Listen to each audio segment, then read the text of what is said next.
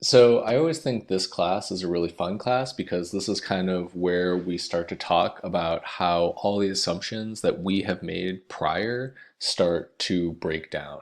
And please remember that we've very carefully outlined certain assumptions that allow us to do really cool things.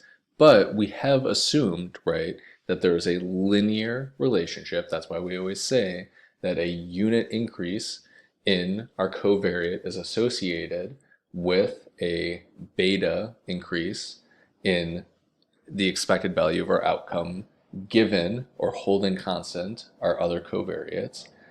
We also are assuming that our errors, remember, the unexplained variation of our model, we've assumed that those errors are normally distributed and that they have constant variance. These are the major assumptions that we're using when we are deciding to use that least squares, right? Because we're trying to minimize the least squares of our residuals. These are the trade-offs that we're making. And these are really great assumptions because they allow us to calculate a lot of things like our test statistic, which allows us to do p-values under null hypothesis testing.